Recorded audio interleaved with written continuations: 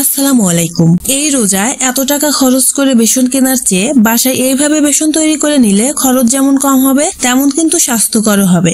আর এই বেসন দিয়ে আলুর চপ, বেগুনি সহ জিলাপি আরো অন্যান্য অনেক কিছুই একদম পারফেক্ট দোকানের মতোই তৈরি করা যাবে। এই বেসনটা শুধু রমজান মাস না, 1 বছরের মতো সংরক্ষণ করে রাখতে পারবেন। বেসন তৈরি করার জন্য লাগবে মটর ডাল 1 কাপ, ছোলার ডাল নিয়েছি 1 কাপ, খেসারির ডাল নিয়েছি 1 কাপ, মুসুরের ডাল নিয়েছি 1 কাপ, মুগের ডাল নিয়েছি 1 কাপ, চিনি গুঁড়া পোলাওয়ের চাল নিয়েছি 1 কাপ। এখন সবগুলো ডাল চাল একসাথে মিশিয়ে নেব।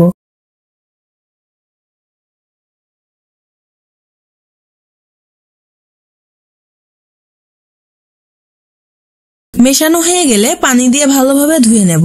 ধোয়া হয়ে গেলে একটা স্ট্রেনারে পানি ঝরানোর জন্য রেখে দেব 5 থেকে 10 মিনিটের মতো। এখন রোদে ভালোভাবে শুকিয়ে নেব। যদি রোদ না থাকে তাহলে চুলায় ভেজে নিতে পারবেন, তবে রোদে শুকিয়ে নেওয়াটাই সব থেকে ভালো হয়। বেসনটা অনেকদিন পর্যন্ত ভালো থাকে।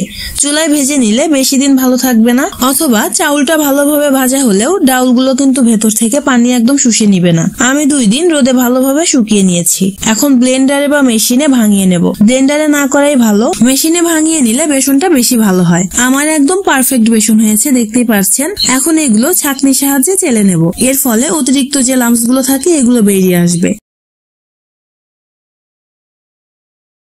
আর এই তো আমার আজকে হোমমেড বেসনটা রেডি হয়ে গেল। রেসিপিটি কেমন লেগেছে অবশ্যই কমেন্ট করে জানাবেন। সবাই অনেক ভালো থাকবেন। আল্লাহ হাফেজ।